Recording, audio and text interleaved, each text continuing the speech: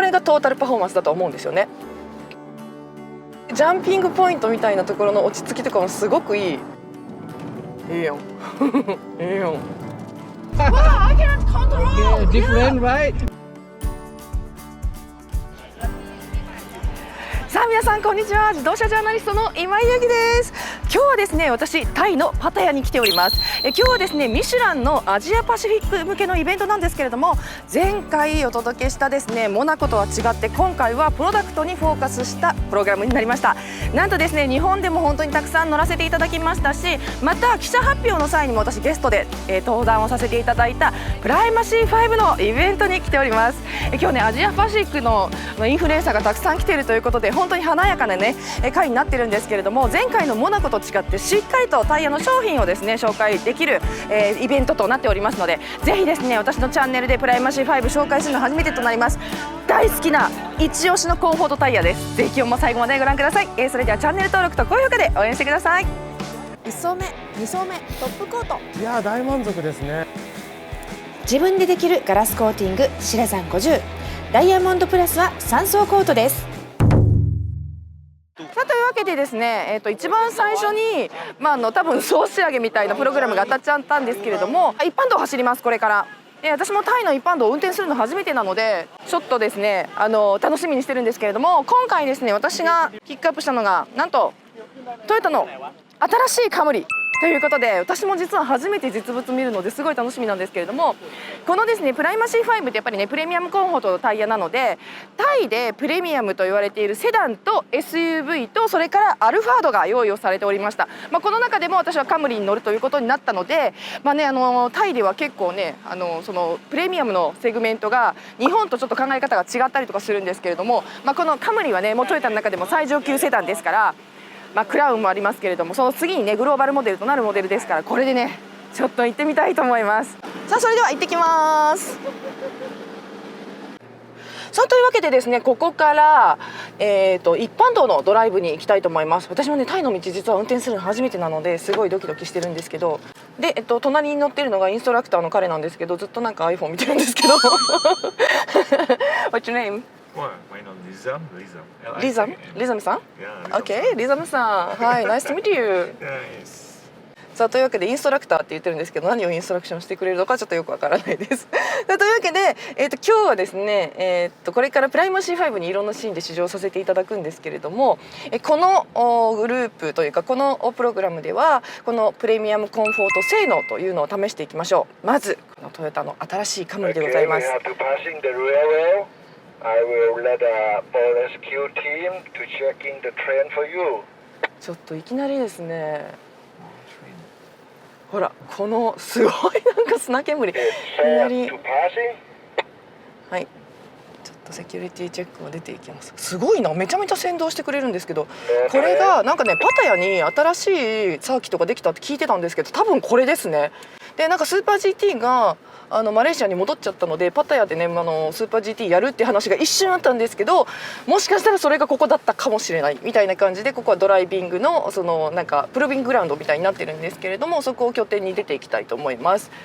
でこのちょっと荒れ地をですね走りながら行きますが、正直まずこのトヨタのカムリですね、最初に試乗させていただきまして、私もこの新型初めてでございます。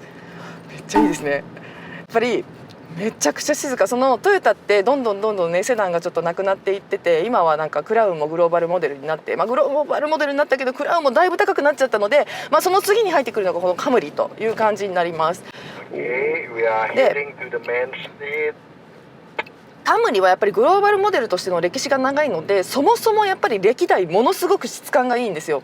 でプラットフォームもすごくしっかりしてますし、またルックスもめちゃめちゃかっこいいということで、この新型もいわゆるですね最新世代のトヨタガオ、ね、プリウスから始まった細い目のデザインになりました。めっちゃかっこいいです。で走りもですねものすごくしっとりしたというか、もう本当にコンフォート性能がもう本当にクラウンレベルにまでね引き上がったなっていう感じがします。So I think maybe some of you can feel the silence and the comfort of the car already. とりあえず静かでコンフォートなのを体験してきねって言ってるんですけど、本当にこの車自体がすごく静かなので、まずパワートレインがめちゃめちゃ静かですよね。でこういう時にやっぱりですね、そのタイヤの性能っていうのが一番出てきちゃうんですけど、こういうところでやっぱり車の性能が上がると要求されていく要件っていうのがすごくこう高くなっていくんですよ。やっぱり車のパワートレインがどんどん電動化されていくことによってかなりですね静かになっていきます。でそうなるとタイヤもその静かさっていうのを求められていくわけなんですけれども、おいsorry 今思わずっていうか見えてなくてすごい段差行きましたけど、こういうとこですよね。だから車のシャシーの良さっていうのがすごく出るんですけど、ああいうこう思いもしないようなこのギャップのところにゴンって入った時にめちゃめちゃシャシーというかそのサスペンションがダンパーが全然底付きせずにふわって戻りましたよね。これって本当にシャシーの力だと思います。でさらにそのシャシーの先に何がついてるかっていうとタイヤなわけですよ。でこの今ゴコってあそこまで大きな入力を得てめちゃくちゃ静かだったと思いません？これが本当にそのプライマ C5 のすごいところで、ただ静粛なだけじゃなくてすごくコンフォートだし当たりもしっかりあるのにちゃんと柔らかく感じさせるっていう、これがトータルパフォーマンスだと思うんですよね。この辺の道がちょっと綺麗でびっくりしてるんですが、今ですね交差点のところに入ってきました。だから極低速で走ってるわけですよね。だから今で最高速度20キロも出てないと思います。でこういうところでものすごく静かでさっきの入力みたいなのをすごく綺麗にいなしてしっかりと戻る。ね、揺り返しもなかったでしょ。しっかりと戻る。でこれ車の性能がそもそもいい。でその車の性能を支えているのは何かっていうとやっぱりタイヤなんですよ。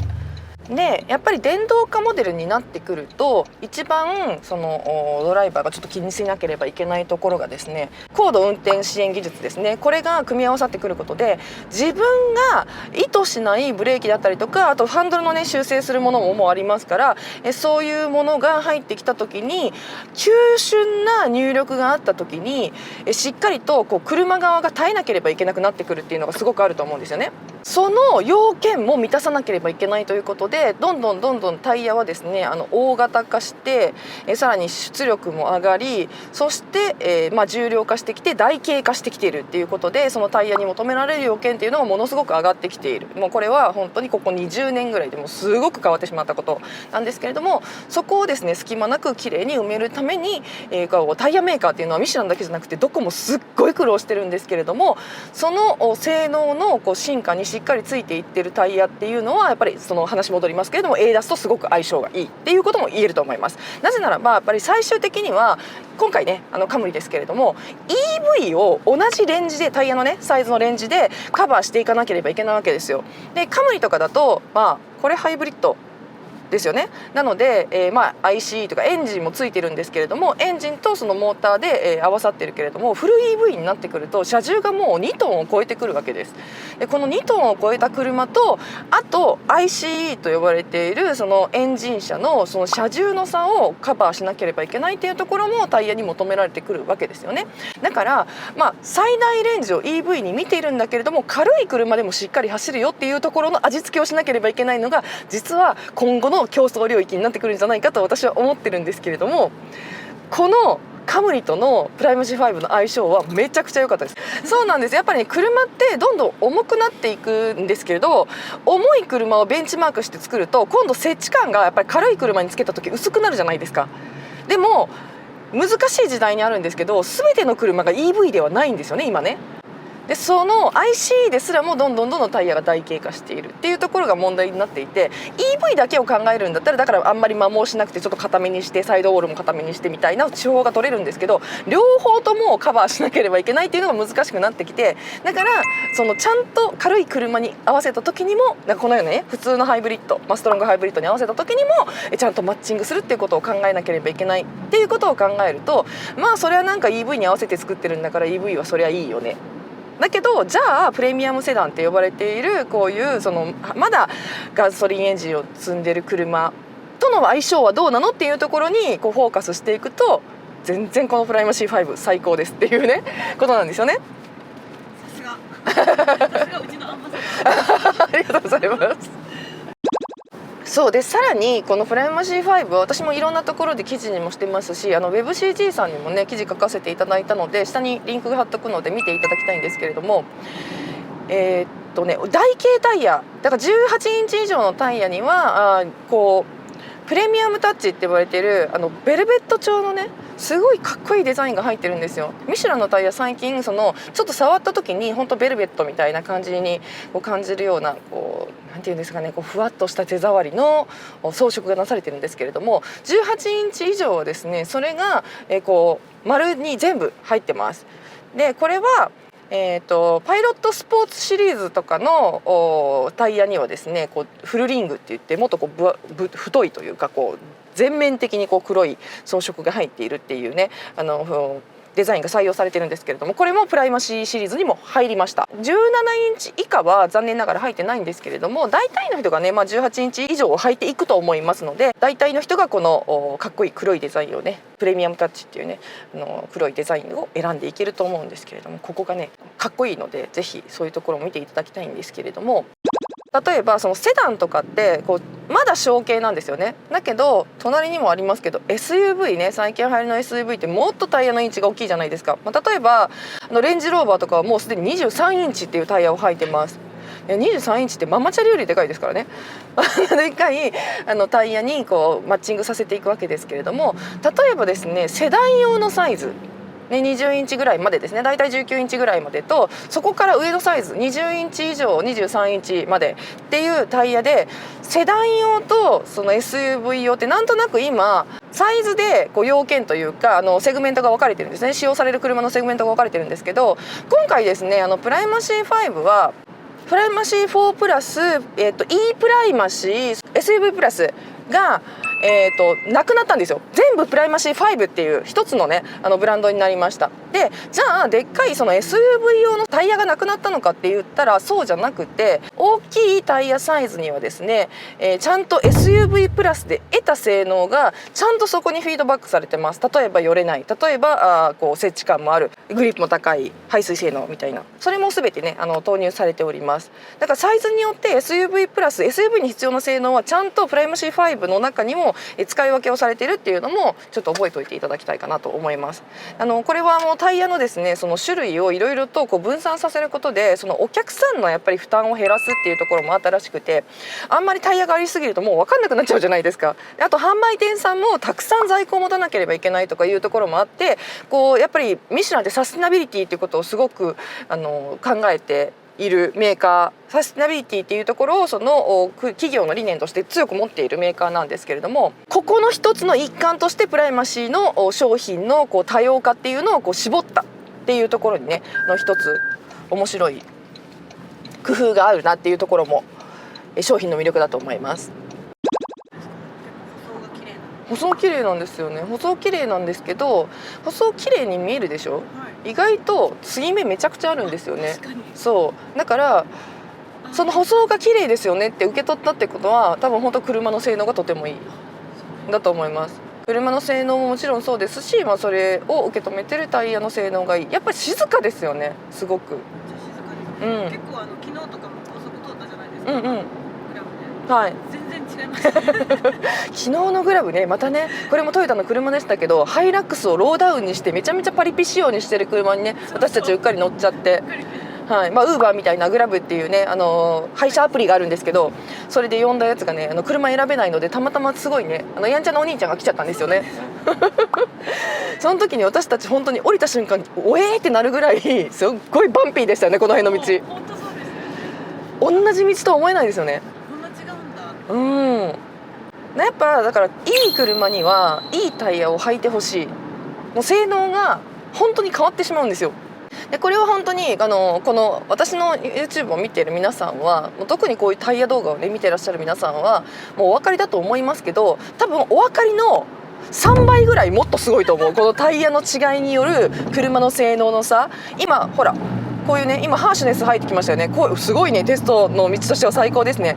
ハーシュネスってこう下から入ってくるね、こういう入力のことハーシュネスって言うんですけど、これテストの道に強引に作ったりするものが今ちょっとタイの道にたまたまあったので乗ってみましたけれども、ああいうところのそのワーンっていう音が出てくるとこの反響の音のなさ、これもプライマシー5の大きな魅力の一つなんですけど、実はですねその音域帯が変わってるんですよね。プライマシー4プラスはもうちょっと高周波音みたいなちょっとこうノイジーな音の音域が高かったんですよ。サイレントリブテクノロジーというこれは、トレッドのパターンです。だからカットの方法でこの音をですね低い方向の音の周波数に変えたんですよ。だから音を全部消してるわけではないんだけれども、実はですね音の周波数を下に引き下げることでちょっとスポーティーな音に変わってるんですよね。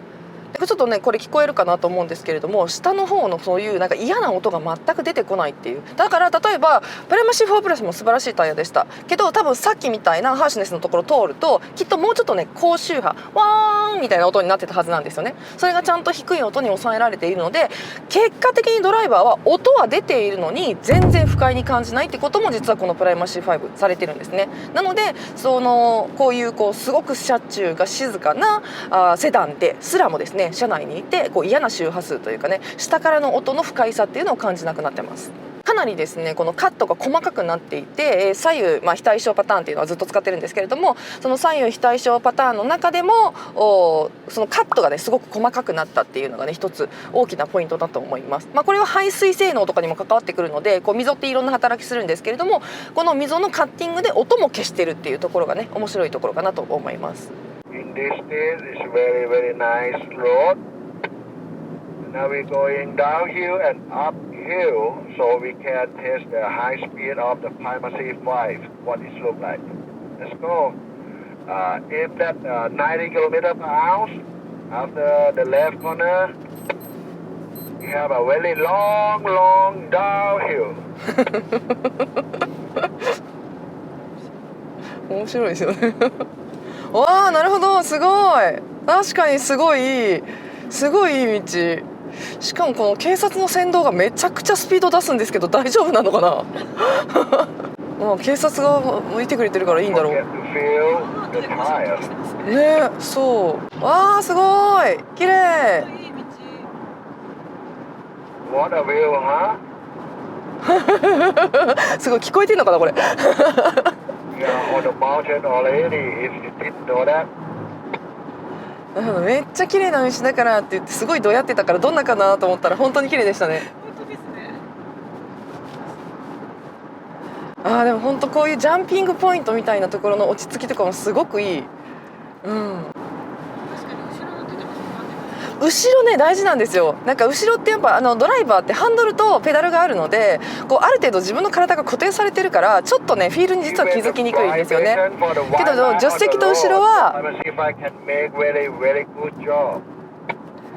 だけど後ろはやっぱりなんか自分の体がフリーになるのでやっぱり酔いやすいですよね。なんかもういいタイヤを選ぶっていうのは家族のためにもすごい大事なこと。命乗せてる一番大事な部品だと思います。そうで後ろの音も多分ワーンみたいな高い音しないでしょ今。でこれを本当にねプライマシー5になってから本当に変わったところでものすごくね低い音域でちゃんと走行感っていうのを味わわせてくれながらもインフォメーションがあって静かっていうねこの相反する両立ができてるっていうところがすごい大きな魅力だと思います。トータルバランスですね。本当になんかトータルバランスって自分で言うだけあるなっていつも思うんですよやっぱ本当恐縮でございます。多分企業の目標でもあると思うんですよね。自分でそれだけ言ってるってことはもうトータルバランスがないとうちのタイヤじゃないからそういう車は作りませんっていう決意でもあると思うんですよね。それが本当によく表れてます。さあ続いてはウェット路面の走行です。私も日本では試させていただいているんですけれども気温32度のタイで乗ってどうなのかというのは初めての経験でした。ちなみに走行車両は新型のカムリ日本未発売モデルとなります。さあ早速いきましょう。さあここでは50キロに出していきますということなんですけれども、はい、で50キロになったら離してあとはねちょっとアクセルだけで合わせていくっていう、はい、50キロでじゃあブレーキいきます。でここでは全てのフィールを感じてくれということなんですけどすごいハイグリップ。すごいブレーキ。OK。さあ60キロに上げていきます。で60キロでノーブレーキで曲がります。いきますよ。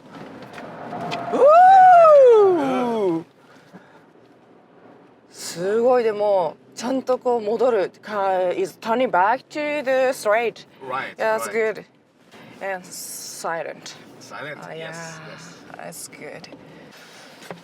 さあというわけでですね、日本ではあんまりできないんですけれども、さすがアジアという感じで、違うブランドの、プレミアムタイヤの競合をやらせてもらえることになってます。というわけでちょっとね競合の名前を明かせないんですけれども、違うブランドのね、私は知ってますけど今何のタイヤ履いてるのか分かってますけれども、ちょっと載せられないんですが、競合のプレミアムタイヤということで履かせていただきました。いや悪くないですよ。すごい静かだし、なんかこのメーカーは私も嫌いなメーカーではないです。全然おすすめできるメーカーなんですけれども、ただかなりね味が違うんですよね。これはちょっと味が違うタイヤっていうかね。 OK。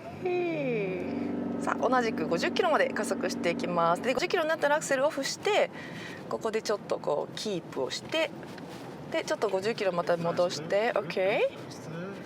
Alright, try it. Woo! Okay. The tire noise. いや Okay. いや Let's ちょっ try と one more. ちょっと 60. そうですね、確かに。OK OK OK ファストファストファスト OK。 Okay, back off. Okay, Alright. good, good, good.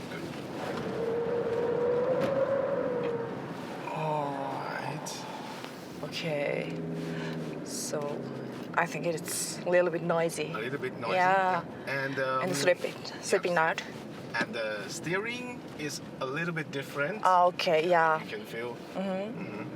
音とそれからちょっとフィーリングがちょっとこうレイジーだよねみたいな、ちょっと慣れてきちゃったのでくしくもコースに慣れてきちゃったのでちゃんと曲がれちゃいましたけれども、やっぱ泣き始めのタイミングもすごく早かったですし、切った後のねその処理がこうちょっとルーズというかね、そんな感じがしました。そして最後のですねコンフォート、タイヤです。これも競合のタイヤになるんですけれども、ちょっと明かせないんですが別のプレミアムタイヤということです。OK さあここも50キロまで上げていきます。で50キロでちょっと S 字のようなところに入って、でここでちょっとまた50キロに戻して OK OK OK OK Too fast. Ooh. Wow. It's heavy. Right. Okay. One more. Speed up. Yeah, 60, okay, okay, okay. maintain 60, maintain 60, でこっちで60キロにして back off. OK Oh, okay. OK OK You can feel that the tail Yes. start to slide a little bit. Yes. なるほど。ちょっとやっぱりこう泣き始めのタイミングがさっきよりも遅かったですけど、ちょっとこうねなんかやっぱりこれちょっともったりしてますねもったりした感じです。ちょっと反応とかも遅いし、その彼もちょっとテールスライドしたでしょっていう話をしてました。だから最後の粘りがちょっとないみたいな感じのイメージですかね。すごい面白い。全然違いますね。でこれに乗ってもう一回あれに乗りたかったなでも本当にね際立って粒立ちがいいですねこれは。さあというわけでですね、さっき、一番最初にプライム C5 乗ってしまったので、ちょっとおかわりさせてよって言ったらいいよって言って用意してくれたので、まあね、最初コースのインスペクションだけで終わってしまったので、競合乗った後にもう一度乗らせていただくということが叶いました。で、こちらで、50キロにしていって筋ね、ちょっと待ってで50キロに上げていきます。はい、でアクセルオフしていきますよ。もうすごくない？ワンダフルですねすごいグリップレベルもそうだし、すごいレコードもすごくするし、でここは60キロできます。でもうすごい鼻先がすごいクイック。 Yeah, that can control it. Go back. Yes, yes. すごいコントローラブルなんですよね。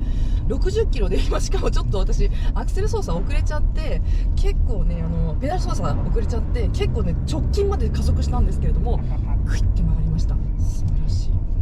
全然違いますよ。これ比べると本当にすごいですよ。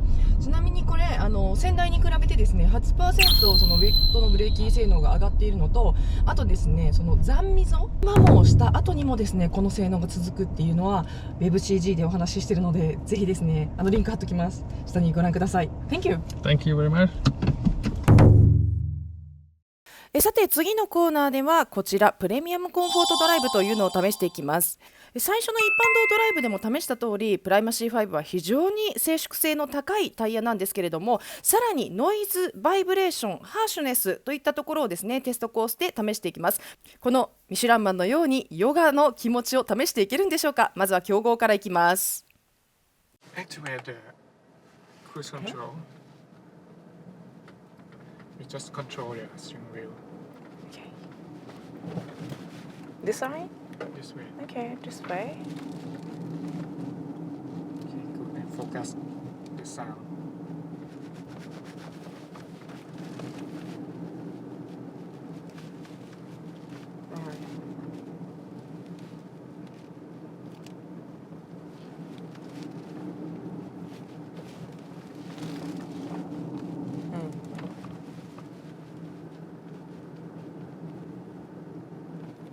Okay.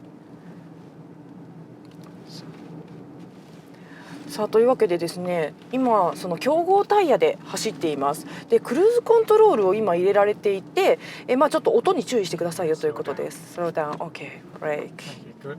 okay, like this? After you turn, I will activate it again. Okay. Okay, sorry. で35キロにですねリミットも設定して、この中で音とかそれから振動とかを聞いてくださいということなんですね。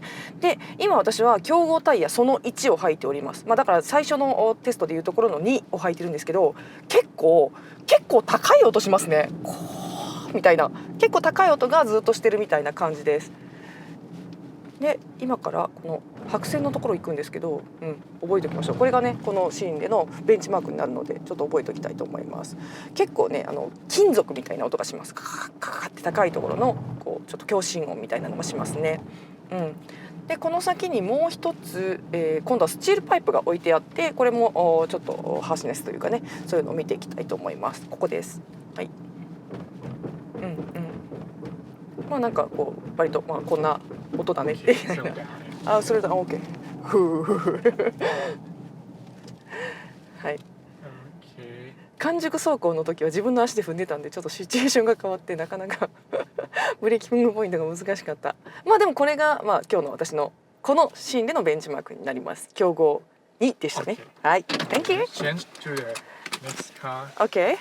で、Yes, yes. セット ?OK。 Okay. ここでもですね、先にこうセットをしていきます。で車両はですねホンダアコードです。で私は今ですねこうすごい集中しながら聞いていくっていう感じですね。ハンドルだけに集中してくださいという話です。リミットは35キロ。なんかこっちの方が静かだな。さっきのタイヤの方がちょっとブランドイメージ的にはさっきのタイヤの方が静かなイメージしたんですけど、こっちの方がちょっと落ち着いた音がするな。あれ意外だな。こういう音域ではちょっと暑い国が得意なイメージあるんですよね、このタイヤ。で今日外の気温が32度とかなので、すごいいい感じで温まっちゃってるのかもしれないですね。なんかハンドリングも全然これ悪くないな。すごい静か。 OK, the brake. OK。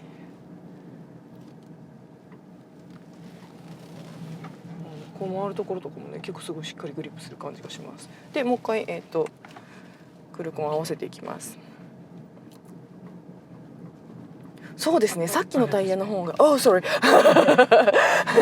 さっきの方がちょっとこう音が高周波な感じがします。こっちの方がちょっとよりしっとりしてる感じがします。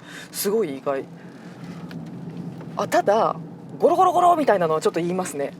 はい、ここからさっきの白い白線いきますね。わなんかすごいヘビーサウンド重い音がしますね。ドドドドドドみたいな、こうやって走るだけで、ね、音の感じが全然違うでしょ、でも割とまあ響くよねっていう感じです。ここから、スチールのハーシネスに入ってきます。なんか重低音すごい。 OK, slow down。まあ平坦な道では、まあ、それなりに静かですけど、まあ、ちょっとこう大きな入力が入るとこう割とこう重低音みたいなこうドンドンドンみたいなサウンドが入ってくるようなイメージでしょうか。さあ続いては私乗りますのが本命プライマシー5でございます。さあというわけで最後ね、本命プライマシー5いきますよ。これもう最初から35キロに合わせていきますね。いやもう当たりが柔らかいですね。もうすでに走り出しの時からすごいいいタイヤ感がもうある。この辺はねあんまりね違いがないんですよね。これはだから強豪1と2の間ぐらいって考えてもいいかな。だから強豪1が結構静かでした。なんですけれどもちょっとねなんていうのかな、音域がそうですね、この子がほんと1と2のちょうど間ぐらいですね。ただハンドリングはもう抜群にいいです。なんかすんごい軽やかに感じます。転がりがめっちゃいいっていうか、こういうところでも音よりもそのスポーティーななんていうんですかね、そのレスポンスにちょっと感動しちゃう。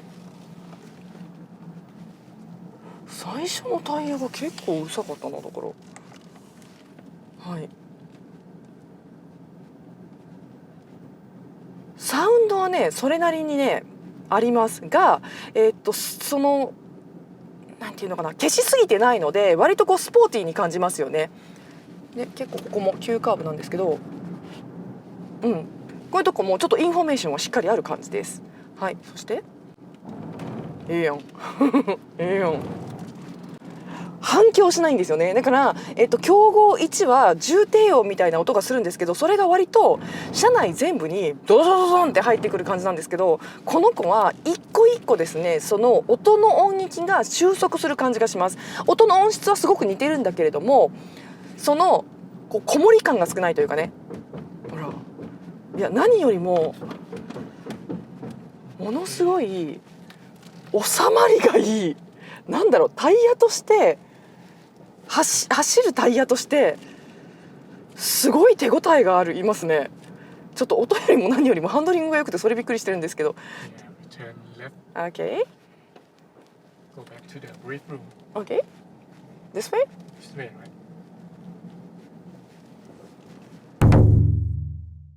最後の最後に用意されていたのはジムカーナ走行ということでヘルメットを支給されまして、ヘルメットをかぶっていきたいと思います。すごく面白くて広いコースにですね M5 と書いた特設のジムカーナコースご用意いただきました。走行車両はカムリです。摩耗タイヤです。ウォンタイヤの、残溝 2.5 ミリっていうところで行きたいと思います。なので摩耗しても This way? OK 摩耗してもそのミシュランの性能ってすごいよっていう話なんですよね。 Okay, go. OK Turn right. Good drive. And left. Okay, right. Good drive. Left. Oh, right, sorry. Okay. Left. Okay, good drive. Okay, stop in the box. Okay, go. Brake. どう Okay, finish.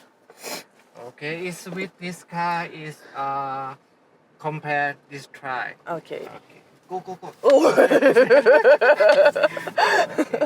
Second time mistake. One more lap. Yes, one. Just one more. Yes. Just one. Just one. OK Okay, go fast. Okay, stop in left. OK こんなん絶対2周目の方が早いじゃんと思いつつ、次がですね強豪タイヤです。こちらも残溝が 2.5 ミリということで Compare tire is be careful, huh? OK Okay, おー go. ちょっと待って Left. Left. Wow It's too bad Wow I cannot control Okay, different, right? Wow でも絶対今の方が早いわ。もうコース分かってるから。 Left. And right. Okay, is brake. Okay. So I want to try again on Michelin because I remember the course second time. Good drive. Thank you はい、というわけでどう考えても2回目の方がテクニックでなんとかしましたが、どう考えてもミシュランの方がやっぱすごいです。 Thank you Thank you. 自分で施工でこの効果シラザン50。さあというわけでですね、今日はプライマシー5をパタヤで試乗してきました。非常にですね凝ったコース設定もしていただきまして、めちゃくちゃ楽しいプログラムで、さすが最近ねアジアパシフィックでの勢いがすごくいいミシュランのその勢いというかね、アジアに対する熱意みたいなことをまた感じてしまいました。何よりも今回私にとってすごく収穫だったのは、プライマシー5発売されたのが今年2025年3月1日だったということもありまして、実はその前にも私テストをさせていただいているんですけれども、もう冬のテストだけだったんですよね。なのでタイは今日ね32度から33度ぐらいの気温だったんですが、この気温の中でもしっかりと性能を出していて、コールドタイヤの時とそれから暑い時期のタイヤのフィールが全く変わらなかったっていうことも大きな収穫でした。いや本当にいいタイヤだなと思いましたよ、ね、やっぱり暖かくなると日本は最近ね40度超えたりもしますけれども、全然大丈夫、もう本当に全温度域で安心して進められるなという感じがしました。皆さんもぜひですねプライマシー5選んでみてください。さあというわけで今日も最後までご覧いただきましてありがとうございました。チャンネル登録と高評価で応援してください。自動車ジャーナリストの今井ゆうきでした。バイバイ。5